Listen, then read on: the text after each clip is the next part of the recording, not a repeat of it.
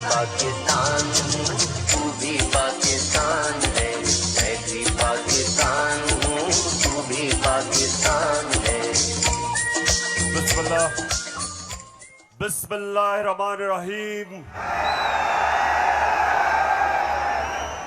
इय्याक नअबुदु व इय्याक नस्तईन। पेशावर, आपको याद है कि मैं आखिरी दफा यहां कब जलसा किया था?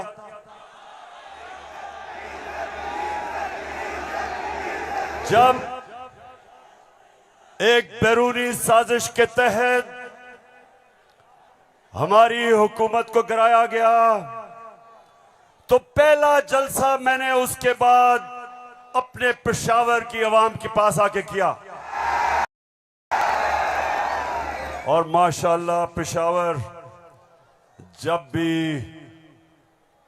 भी मैं आपको कॉल देता हूं, कभी आपने मुझे मायूस नहीं किया। बहुत बहुत शुक्रिया।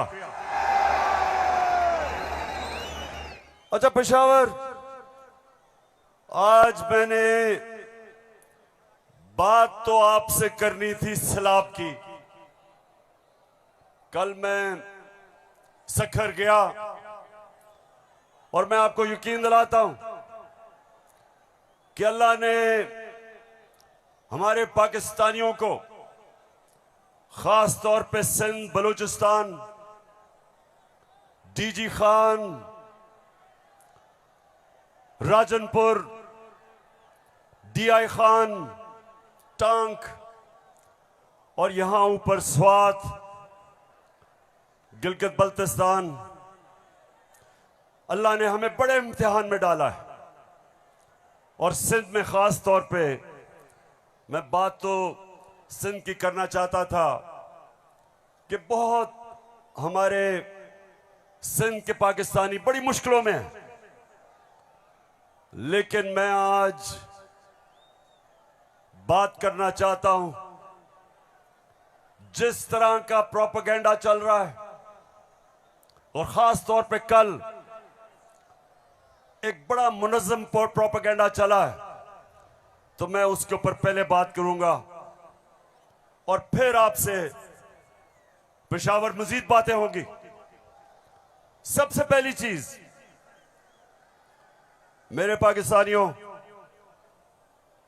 हम सबको एक चीज समझनी चाहिए कि कोई कौम, पेशावर, मेरी कोशिश ये है कि मेरा ये सारे जो नौजवान यहां खड़े हैं, मैं आपकी तरबियत भी करूं, आप में सियासी शऊर पैदा करूं, आपको समझाऊं कि हकीकी आजादी क्या है, आपको समझाऊं कि ला इलाहा इल्लल्लाह ये कैसे एक इंसान को आजाद करता है। कैसे जब अल्लाह से आप दावा करते हैं कि अल्लाह तेरा सिवा कोई खुदा नहीं, तो आप अपनी वो जंजीरें तोड़ते हैं जो इंसान को जमीन पे रखता है, इंसान की परवाज रोकता है। ये जंजीरें परवाज रोकती हैं इंसान की, उसकी अजमत की। और मेरे नबी सल्लल्लाहु अलैहि वसल्लम ने मदीना में ला इलाहा इल्लल्लाह से इंसानों को आजाद कर दिया। छोटे इंसान बड़े इंसान बन गए। वो अरब जिनकी कोई हैसियत नहीं थी, चंद सालों में, पेशावर, चंद सालों में दुनिया की इमामत की उन्होंने। ये तारीख का हिस्सा है। और मेरी भी कोशिश है कि मैं अपनी कौम की जो जंजीरें बंधी हुई हैं जमीन से, जो हम ऊपर परवाज नहीं कर पा रहे, मेरी भी कोशिश ये है कि मैं अपने नबी सल्लल्लाहु अलैहि वसल्लम की सुन्नत पे चलते हुए अपनी कौम को जगाऊं और कौम को आजाद करूं, ताकि ये जंजीरें टूटे और मेरी कौम ऊपर परवाज करे। तो सबसे पहले ये जो प्रोपेगेंडा किया जा रहा है, ये जो चोरों का टोला एक अमरीकी साजिश के तहत इस मुल्क पर मुसल्लत किया गया। ये जो साजिशी टोला, ये जो इस मुल्क का 30 साल से खून चूस रहा था, आज हमारे ऊपर बिठाया गया हमारी बेहतरी के लिए नहीं, इस कौम को नीचा बनाने के लिए, कमजोर करने के लिए। और इसलिए मैं आपके पास आया हूं, दूसरी दफा आया हूं कि पेशावर मैंने इंशाअल्लाह आपको अपनी हकीकी आजादी की तहरीक में शामिल करके पाकिस्तान को एक अज़ीम कौम बनाना है। जो इलामा इकबाल की ख्वाब थी, वो कौम जो कि इंशाअल्लाह वर्ल्ड लीडर्स बनाएगी, जो खुशहाल होगी, जिधर हरे पासपोर्ट की दुनिया इज्जत करेगी, जिधर जब और इंशाअल्लाह एक दिन आएगा जब हमारे पाकिस्तान से बाहर जाएंगे तो दुनिया कहेगी कि वो देखो पाकिस्तानी आ रहा है।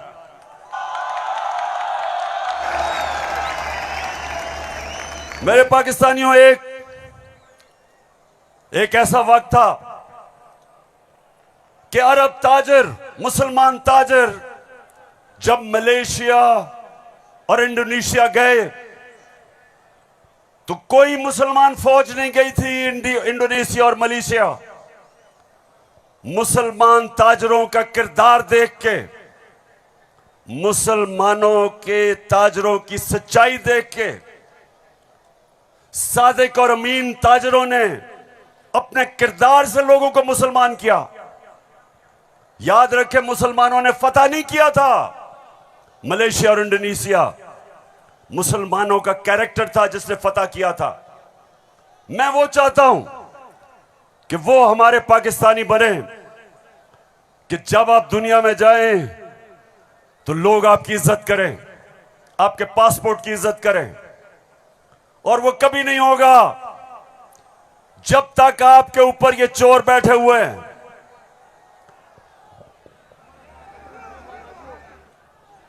शबाज शरीफ, मैं चाहता हूं पेशावर जरा गौर से, क्योंकि आज मैंने बड़ी वीडियोस दिखानी है आपको।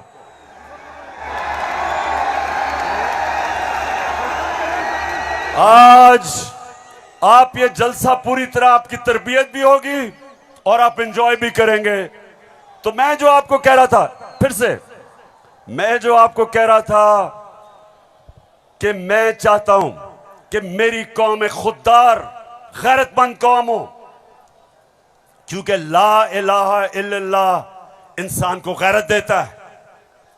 जो ला इलाहा इल्लल्लाह दिल में जिसके चले जाता है, वो किसी झूठे खुदा के सामने नहीं झुकता।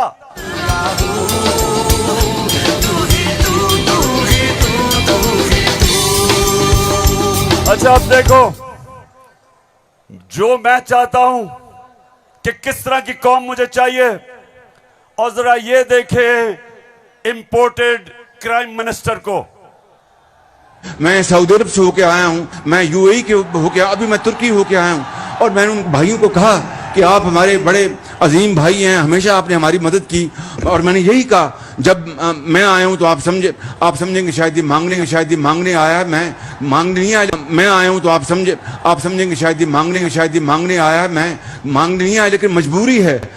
जिस तरह माजी में 75 साल में आपने हमारा हाथ बटाया है, कुछ अर्सा आप हाथ बटा। मैंने कहा मैं वादा करता हूं कि इंशाअल्लाह हम पूरी कौम हम मिलकर दिन रात मेहनत करेंगे, पसीना गिराएंगे, अपने पांव पे खड़े होंगे।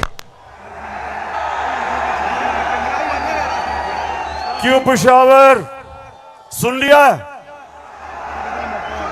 ऐसे आदमी को आप अपना प्राइम मिनिस्टर मानते हो?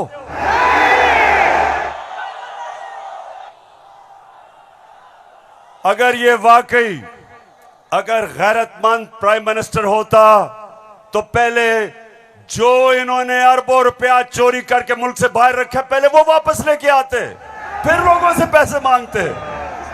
अपना पैसा चोरी करके मुल्क से बाहर, और बाहर जाके लोगों से पैसे भीख मांगना।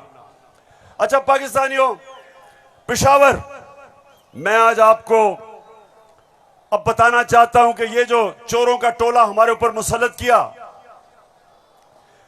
अब इनको पता चल गया है कि ये हमें हरा नहीं सकते। हाँ, मुझे पता है कि फजल रहमान भी इनमें से एक है। अब ये जो थ्री स्टूजेस हैं, इनको पता है कि मैच खेल के तो ये अब ये जीत नहीं सकते। इनको पता है कि जब भी इलेक्शन हुआ इन्होंने हारना है। अब ये कर क्या रहे हैं? साजिशें कर रहे हैं। किसी तरह इमरान खान को डिस्क्वालीफाई करवाओ, केस बनाओ, कभी तोशाखाना, कभी वो इनका पालतू इलेक्शन कमीशन, कभी वो कोशिश कर रहे डिस्क्वालीफाई करने के लिए। अदालत के अंदर मुझे दहशतगर्द बना दिया पिशावर वालों। दहशतगर्द आपके सामने खड़ा है। कोशिश है कि किसी तरह बस इमरान खान मैच ना खेले। ये वैसे ही है, जब हम छोटे थे क्रिकेट खेलते थे तो जब एक टीम हारने लगती थी वो विकेटें उठा के ले जाती थी। अब ये यही कर रहे हैं, मैच खेल नहीं सकते, किसी ना किसी तरह बस इमरान खान को बाहर निकालो टीम से। दूसरी चीज, और ये उससे खतरनाक चीज कर रहे हैं, पेशावर ये कोशिश कर रहे हैं कि किसी तरह पाकिस्तान की सबसे बड़ी जमात,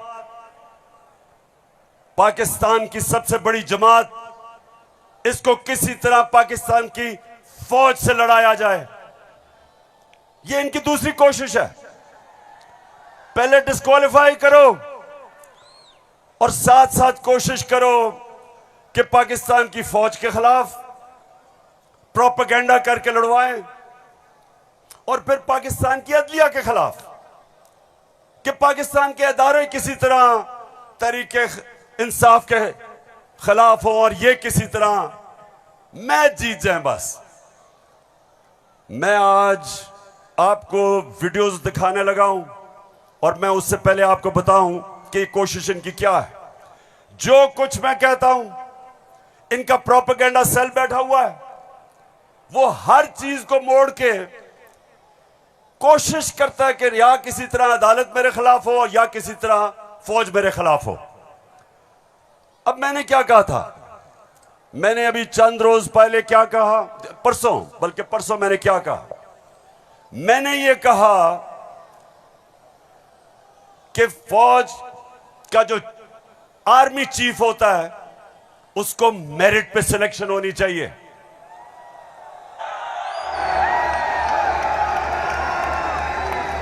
अब मुझे यह बताओ कि कोई भी किसी का खैर ख्वाह होता है, वो हमेशा चाहेगा अगर इदारा मजबूत करना है मेरिट पे सिलेक्शन हो। यह दुनिया का असूल है। आपने अगर फैक्ट्री सही चलानी है, ऊपर मेरिट पे आदमी बिठाओ। आपने अगर मुल्क को ऊपर लेके जाना है, क्रिकेट टीम अच्छी बनानी है, तो मेरिट के ऊपर सिलेक्शन हो। इसमें क्या गलत बात की थी?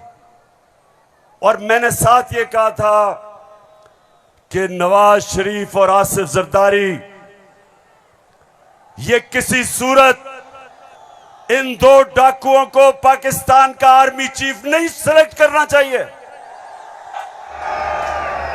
ये क्यों कहा था मैंने ये इसलिए कहा था, सबसे पहले नवाज शरीफ मुल्क का मुजरिम है। अरबों रुपए की प्रॉपर्टीज बाहर इसकी पैनामा में पकड़ा गया, सजा हुई इसको। झूठ बोल के मुल्क से बाहर भागा, मफरूर है। मुझे यह बताएं पेशावर, जरा मुझे यह बताएं कि क्या एक चोर को, एक मफरूर को, एक भगौड़े को जो मुल्क से बाहर पैसा ले जाता है, क्या उसको पाकिस्तान का आर्मी चीफ सिलेक्ट करना चाहिए? जरा मुझे बताएं। और इधर बात खत्म नहीं होती। दूसरी,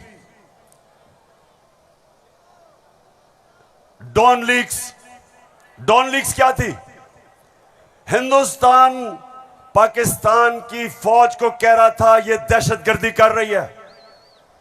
हिंदुस्तान उस वक्त के पाकिस्तान के सिपा सलार रहील शरीफ को कह रहा था यह दहशतगर्दों का सरदार है।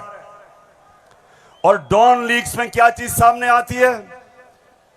बजाय नवाज शरीफ और नून लीग अपनी फौज के साथ खड़े हो, वो हिंदुस्तान को पैगाम पहुंचाते हैं कि जी हम कुछ नहीं कर रहे, फौज सब कुछ कर रही है।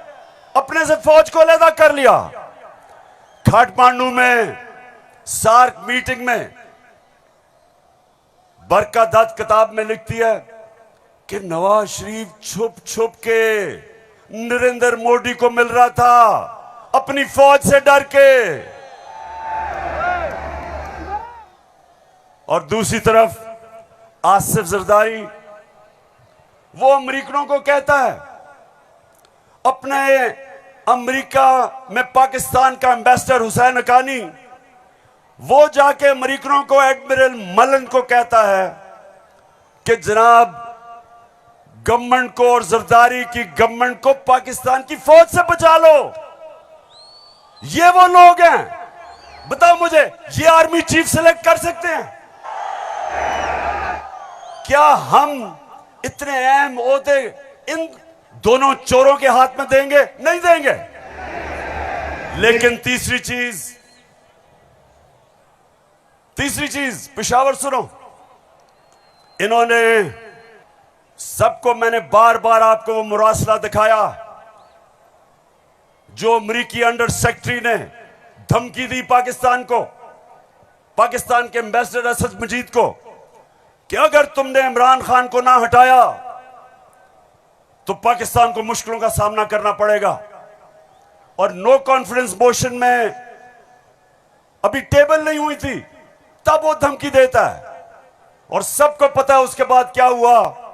नो कॉन्फिडेंस आता है, चोरी के पैसे से मेंबर पार्लियामेंट खरीदे जाते हैं, करप्शन के पैसे से लोटे बनाए जाते हैं। और आपका भी एक बहुत बड़ा लोटा था।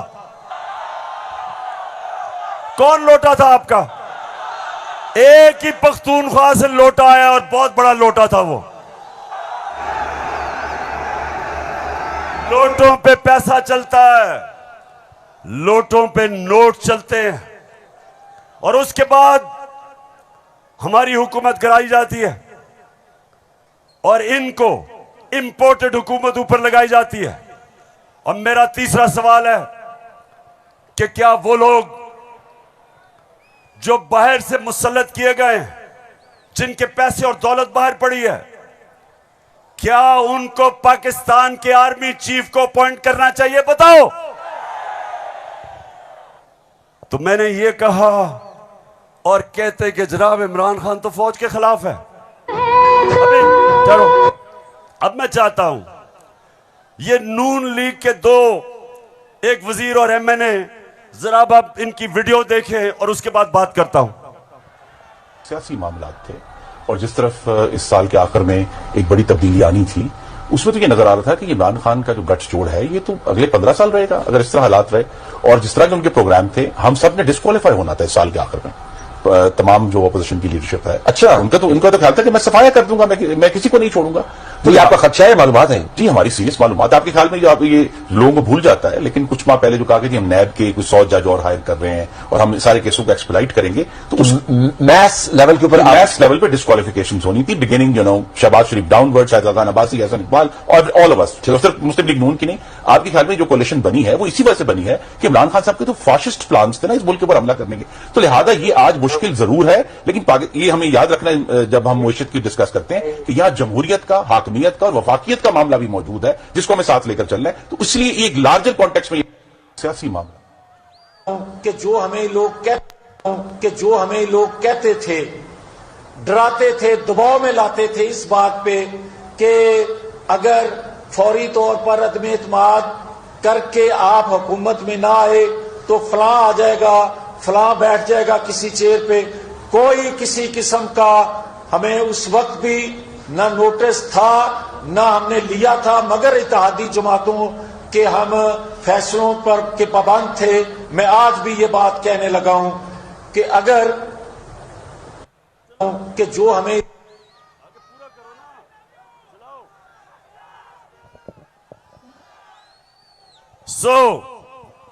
इसलिए ये हुकूमत हमारी गिराना चाहते थे कि इमरान खान एहतसाब ना कर दे। डर ये था कि अगर इमरान खान रह गया तो ये जेल में चले जाएंगे, क्योंकि इन्होंने जो चोरी किया वो पकड़ी जाएगी।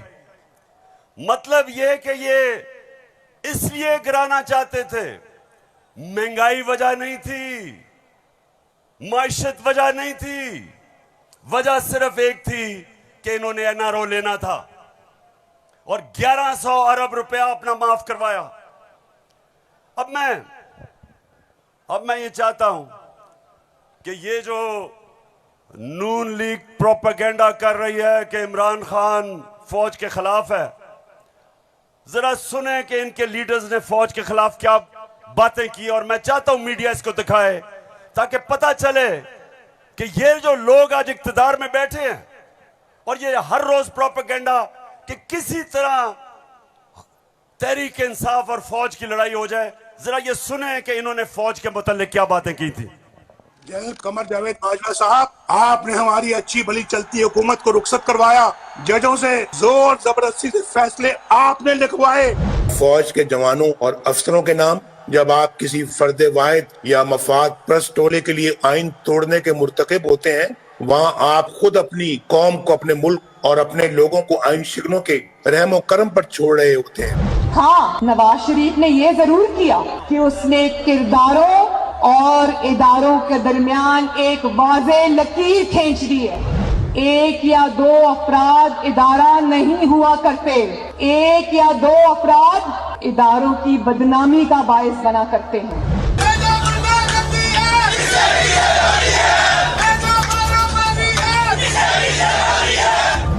जो शख्स इस किस्म की कार्रवाइयों में मुलव्वस रहा हो उसका एहतसाब होना चाहिए।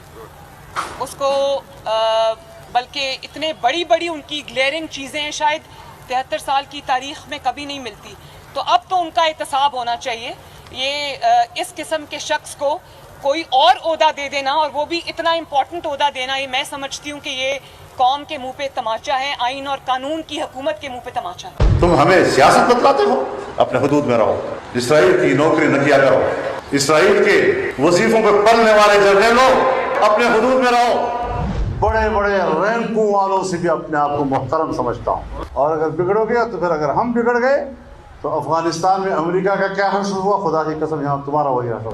तो हमारी किरदार कशी करना छोड़ दो। अगर हमने आपकी शुरू की तो पता नहीं पाकिस्तान बनने से आज तक कितने जनरलों की शुरू हो जाएगी। बेटी भाई वो अक्यूज्ड हैं, उनकी लिस्ट लेके जिस दिन हमने प्रेस कॉन्फ्रेंस की तो आपकी ईंट से ईंट बढ़ जाएगी। अभिनंदन की क्या बात करते हैं। चीफ ऑफ आर्मी स्टाफ तशरीफ लाए, पैर कांप रहे थे, पसीने माथे पे थे। सुन लिया पेशावर, मैं इसलिए ये बता रहा हूं कि ये वो लोग हैं जो हमें कह रहे हैं कि हम अपनी फौज के खिलाफ हैं। फौज भी मेरी, मुल्क भी मेरा।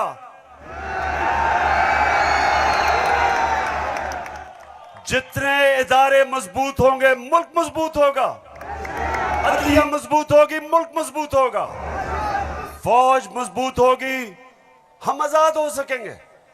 हम अपनी आजादी, हम किसी के सामने झुकेंगे नहीं, कोई मुल्क हमें फतह नहीं करेगा। जिस तरह सारी मुसलमान दुनिया में आज अजाब आया हुआ है, सोमालिया से लेके, लिबिया से लेके, सीरिया से लेके, सारी मुसलमान, अफगानिस्तान में क्या हुआ, यमन में, सारी मुसलमान दुनिया में किस तरह का अजाब आया, और हम वो पाकिस्तान है जो एक मजबूत फौज की वजह से बचे हुए हैं।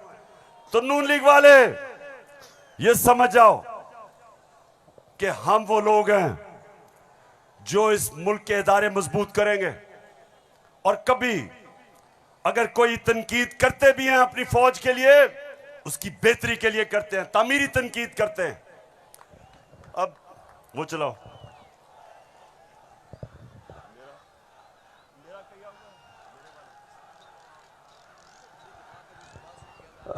ये बड़ा इंपॉर्टेंट है, मैं अपनी सारी कौम के सामने कहना चाहता हूं। देखिए, एक तो जो फौज का इदारा है, कभी इसके खिलाफ बात ना करें, क्योंकि फौज एक ऐसी चीज है जो अगर हमारी फौज ना होती तो ये मुल्क में नहीं रहना था। इमरान खान से ज्यादा इस मुल्क को जरूरत पाकिस्तानी फौज की है, और हमें हमेशा इस इदारे को इसकी मजबूती के लिए हमें बात करनी चाहिए। और हमारे जो दुश्मन है वो मुसलसल इसको अटैक करते हैं, बल्कि ये दोनों जो prime minister, ex prime minister और प्रेसिडेंट, वो जरदारी और नवाज शरीफ, इन दोनों ने अपनी फौज को अंडरमाइन करने की कोशिश की है। ये जब गवर्नमेंट में भी थे, इन्होंने अंडरमाइन किया उसको। इन्होंने गवर्नमेंट में रहते हुए वो डॉन लीग्स क्या थी, डॉन लीग्स वो हिंदुस्तान के साथ कह रहे थे कि जी हमारी फौज की वजह से हम दोस्ती नहीं हो रही। और जो मेमो गेट था वो क्या था, वो अमेरिकनों को कह रहा था जरदारी अपने हुसैन हक्कानी के जरिए। जी शुक्रिया। मैं इसलिए आपके सामने ये रख रहा हूं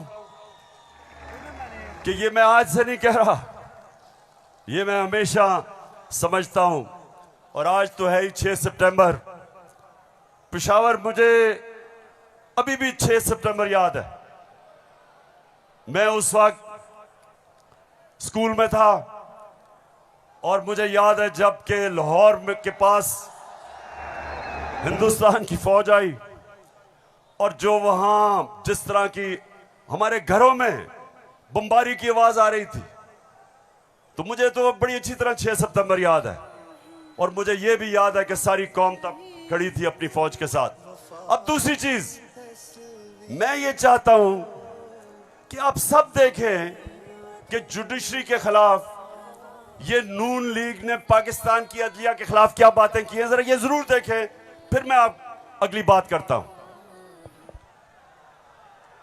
इस तरह बेंच फिक्सिंग भी एक जुर्म, इस पे भी 100 मोटिव। फजल रहमान देख ले कितना गुस्सा चढ़ा हुआ है इसको। सारे फैसले एक ही जज करेगा, जैसे लगता है कि उसका जज नहीं है, उसकी पार्टी का रुकन हो। जब बेंच बना तब से लेकर आज तक के फैसले तक इंसाफ होता हुआ नजर नहीं आ रहा था। अपने एक शख्स की वजह से आज आइन की तशरीह को में फर्क डाला जा रहा है। अपनी मर्जी से आइन की तशरीह की जा रही है। फुल कोर्ट इसलिए नहीं बनाया गया कि अगर फुल कोर्ट बन जाती तो आज का फैसला मुख्तलिफ होता। मौजूदा बेंच है, उसमें जो मुअज़्ज़ज़ जज साहबान बैठे हैं, उन जज साहबान का हमारे मतलब जो उनके ख्यालात हैं उनसे भी कोई ना वाकिफ नहीं है, ना हम ना वाकिफ हैं। और उसके बाद हर वो केस जिसका फैसला हमारे खिलाफ आना हो, उस बेंच का जो है वो वही हिस्सा होते हैं। और अब तो ये बात पहले से जो है वो प्रिडिक्ट होने लगी है। जो सहाफ़ी वहाँ सुप्रीम कोर्ट की कार्रवाई को कवर करते हैं, तो वो पहले से जब बेंच बनता है या कोई केस जाता है तो वो पहले से बता देते हैं कि इसके ऊपर फलां बेंच बनेगा।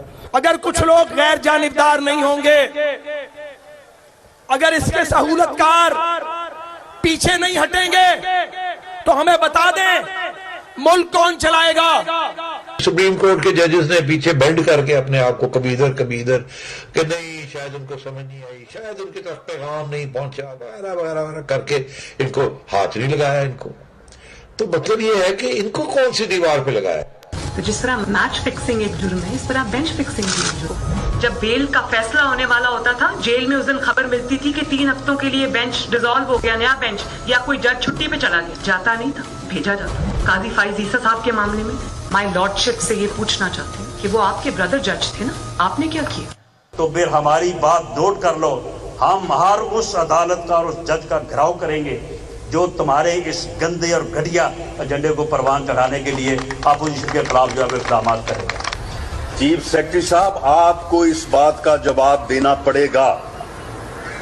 आपने इधर ही रहना है, आपके बच्चों ने भी इधर ही रहना है। कमिश्नर लाहौर साहब, आपने भी इधर रहना है, आपने सर्विस भी करनी है।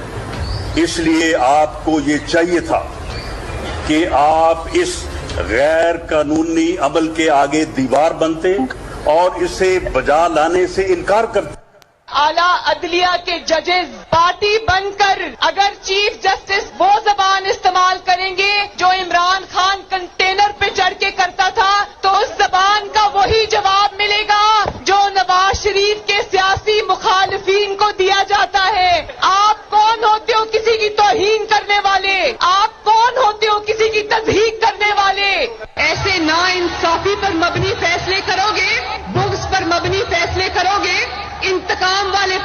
करोगे तो कौन इज्जत करेगा आपकी?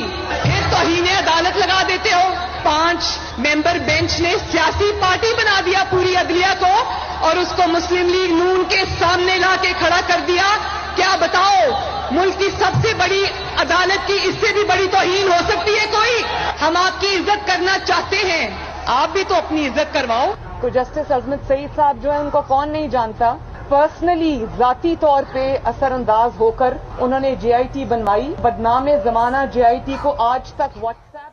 मैं सिर्फ आपको ये थोड़ा सा सैंपल दिखा रहा हूं कि किस तरह का ये अपने पाकिस्तान की अदलिया के खिलाफ क्या जबान इस्तेमाल की गई है।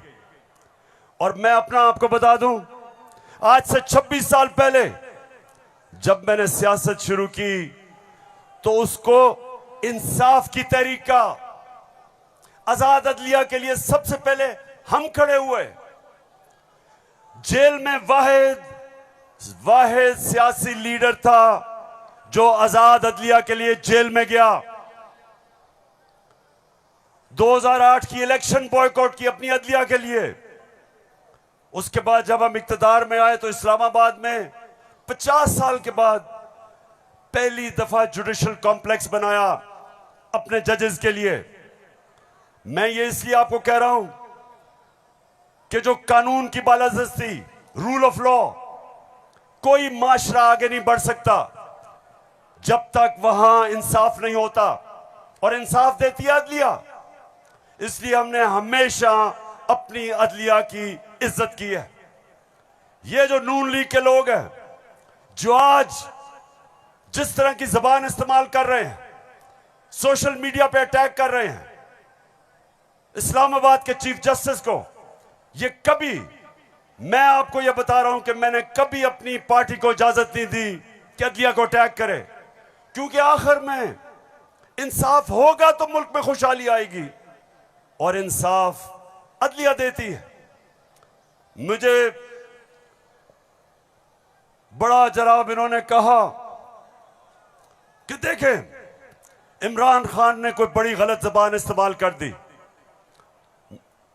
मैं आप सबके सामने आज ये कहना चाहता हूं कि मैं अपनी अदलिया की इज्जत करता हूं, लोअर कोर्ट्स की इज्जत करता हूं। वो लोअर कोर्ट्स जो आम इंसानों की खिदमत करते हैं और मुश्किल हालात में, अगर एक मजिस्ट्रेट ज़ेबा के खिलाफ ऐसे लगा कि मैंने कोई सख्त जबान इस्तेमाल की, उसकी वजह थी मैं शहबाज गिल को देख रहा था, उसके ऊपर तशद्दुद हुआ, उसको जिसको कहते हैं कस्टोडियल टॉर्चर, उसको हवालात में बंद करके तशद्दुद किया गया, नंगा किया गया। और उसकी जब हमने देखा उसके हालात और उसके ऊपर प्रेशर डाला गया कि मेरे खिलाफ स्टेटमेंट दे, मेरे ही उसके ऊपर अगर ज्यादा ऐसे लगा सख्त स्टेटमेंट है, ये मेरा मकसद नहीं था। कभी मैं ये नहीं समझ सकता कि मैं किसी जज को धमकी दूं, लेकिन मैं आज सबको ये कहना चाहता हूं कि इस मुल्क में जब तक इदारे मजबूत और ताकतवर नहीं होंगे, मुल्क ऊपर नहीं आएगा।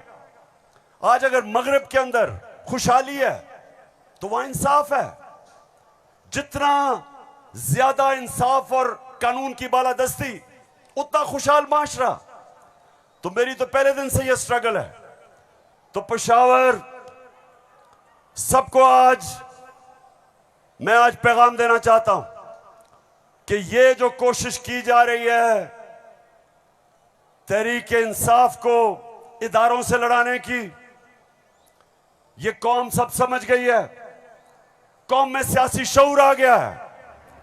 लोग एक एक चीज, कभी भी पाकिस्तान के अंदर अवाम और बच्चे और नौजवान और मेरी ख्वातीन बहनें, कभी इस तरह का शऊर और बेदारी नहीं थी जो अल्लाह के फजल से आज पाकिस्तान में है। तो ये जो चोरों का टोला, ये जो बार बार कोशिश कर रहा है कि तहरीक इंसाफ को दीवार से लगाया जाए, सब सुन लो कि जितना तुम मुझे दीवार से लगाओगे उतना मैं और तुम्हारे से मुकाबला करूंगा, लड़ूंगा तुम्हारे से।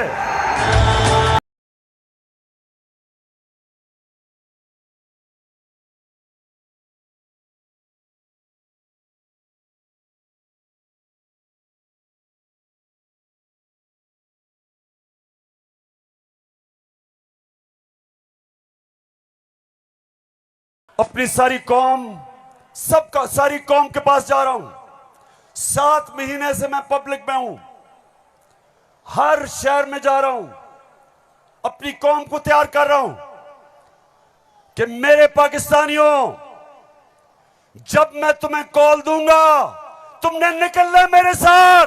कहती है ये राहे अमल, आओ हम सब साथ चले, मुश्किल हो या आसानी हाथ में डाले हाथ चले, धड़कन है पंजाब मगर दिल अपना मेहरान है।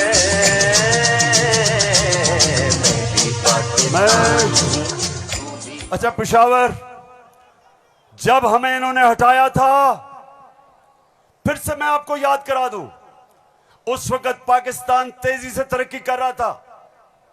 जो इस हुकूमत ने जो किताब माइशत के ऊपर शाया की, जिसको कहते हैं इकोनॉमिक सर्वे ऑफ पाकिस्तान, उसके अंदर पाकिस्तान 17 साल के बाद सबसे तेजी से हमारी माइशत ऊपर जा रही थी। 5.6 और चौथे साल 6%। आज IMF कह रहा है, आलमी इदारा कह रहा है कि 6% से अब हमारी माइशत 1% से भी कम पे जा रही है। यानी माइशत सुकड़ रही है, बेरोजगारी बढ़ रही है, फैक्ट्रियां बंद हो रही हैं, किसान जिसने रिकॉर्ड पैदावार की थी उसकी पैदावार नीचे जा रही है, क्योंकि बिजली और फजल रहमान की कीमत ऊपर चली गई है। ट्यूबवेल के लिए जो डीजल चाहिए वो महंगा हो गया। बिजली, अच्छा बिजली के बिल जिन जिन के पास आए हैं, जरा मुझे हाथ खड़े करके बताएं, कभी पाकिस्तान की तारीख में इतनी महंगी बिजली नहीं थी। क्या हुआ कि 4 महीने में कौन सी क़यामत आ गई कि बिजली की कीमत 18 रुपए यूनिट से 36 रुपए यूनिट, और टैक्सेस मिला के 50 रुपए यूनिट पे बिजली पहुंच गई है। गंदम 850 रुपए पे 20 केजी मिलती थी, आज कराची के अंदर 2000 रुपए पे नहीं मिल रही। बलूचिस्तान में देखें गंदम की कीमत किधर गई। हमारे दौर में, ये जरा गौर से सुने, हमारे दौर में तेल इंटरनेशनल मंडी में 103 से 115 डॉलर पे बिकता था, आज वो पहुंच गया 96 डॉलर पे। तेल की कीमत इंटरनेशनल मंडी में कम हो गई है, लेकिन हमारे दौर में 1 लीटर पेट्रोल 150 रुपए और 1 लीटर फजल रहमान 145 रुपए, आज 234 पे पहुंच गया। बिजली दुगनी, पेट्रोल डीजल ऊपर, सब कुछ महंगा और रुपया गिर रहा है। IMF के प्रोग्राम के बावजूद रुपया गिर रहा है।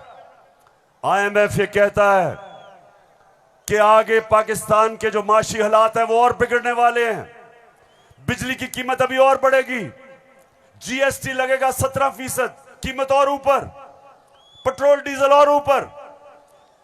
तो मेरे पाकिस्तानियों, आज हम नहीं, IMF कह रहा है कि पाकिस्तान श्रीलंका की तरफ जा रहा है, यानी माशी तबाही की तरफ जा रहा है।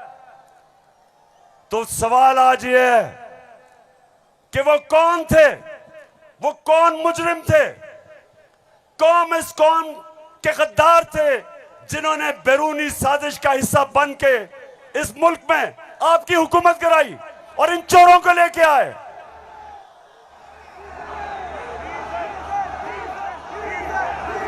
मैं अब जरा जो आपको आजकल जो नवाज शरीफ की बेटी आजकल बनी हुई है, मालिका बनी हुई है पाकिस्तान की, प्रोटोकॉल उसको प्राइम मिनिस्टर का मिल रहा है।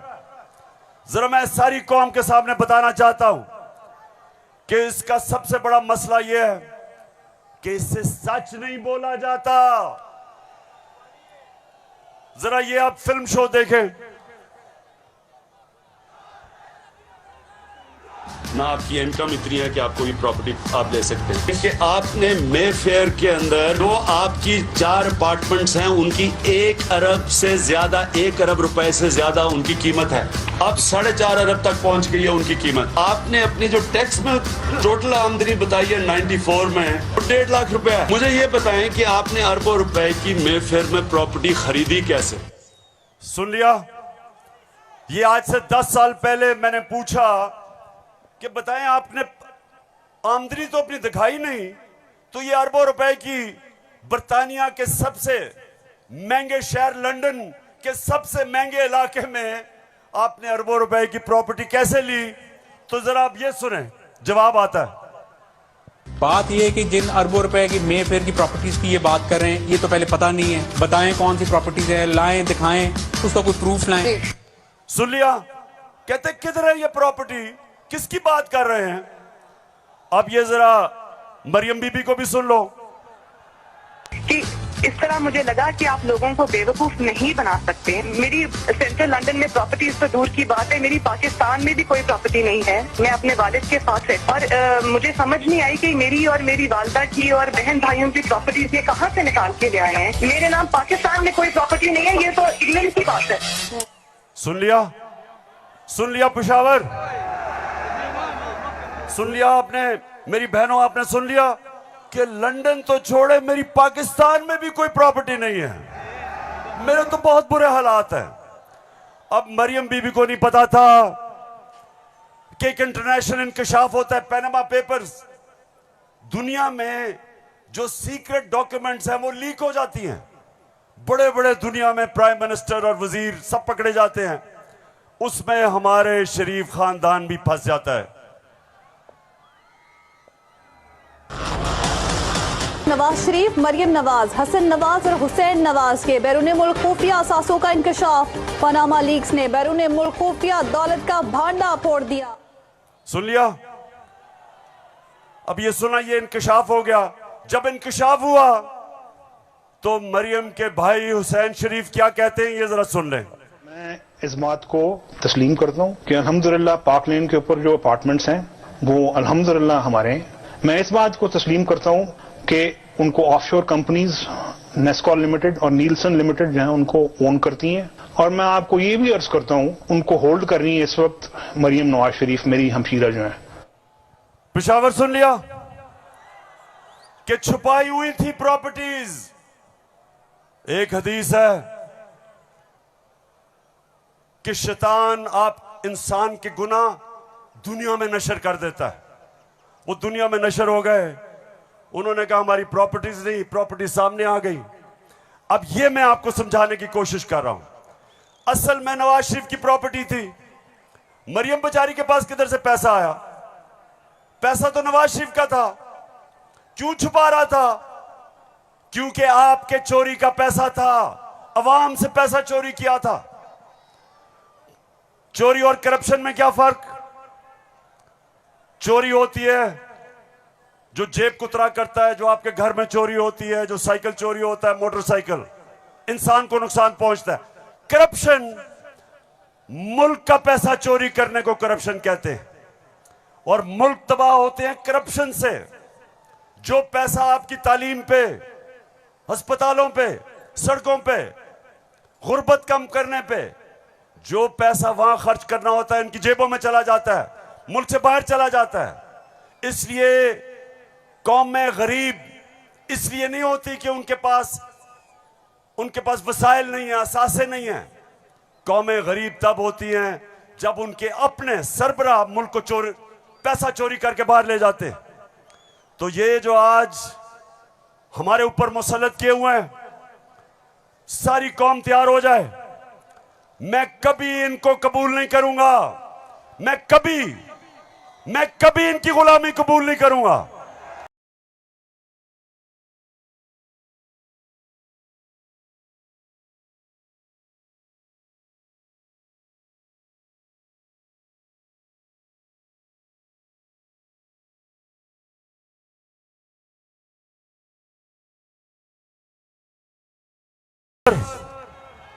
हाथ खड़ा करके बताओ आप तैयार हो जब मैं आपको कॉल दूंगा? आपने सब तैयार होना है। जिस तरह मैं आपको कह रहा हूं, कहता रहा हूं, मैं हूं आपका कप्तान और आप मेरी टीम हो। और ये वर्ल्ड कप हमने पाकिस्तान की हकीकी आजादी के लिए जीतना है। एक अजीम मुल्क बनाना है पाकिस्तान को। हमेशा आजाद मुल्क ऊपर जाते हैं, गुलाम मुल्कों की परवाज नहीं होती। हम ये नहीं चाहते कि हम किसी दुनिया के मुल्क से लड़ाई करें। हम अमेरिका को मैं बार बार कहूं कि अमेरिका, हम अमन में आपके साथ हैं, किसी जंग में हम आपके साथ नहीं हैं। हम दोस्ती चाहते हैं, लेकिन हम किसी सूरत आपकी गुलामी नहीं चाहते। हम अपनी जमीन नहीं इस्तेमाल होने देना चाहते किसी और लड़ाई के अंदर। हम नहीं चाहते कि हमारी जमीन इस्तेमाल हो किसी भी दुनिया के मुल्क के ऊपर आप किसी किस्म की जारियाना कार्रवाई करें। हम ये नहीं चाहते। हम फिर से कहते हैं, हम अमन में सबके साथ हैं। हम तो हिंदुस्तान से भी अच्छी दोस्ती करेंगे, लेकिन पहले कश्मीरियों को उनका हकूक दो, उनकी स्टेटहुड वापस करो। हम हिंदुस्तान से भी बातचीत कर लेते, लेकिन हम किसी सूरत अपनी आजादी के ऊपर सौदा कभी नहीं करेंगे।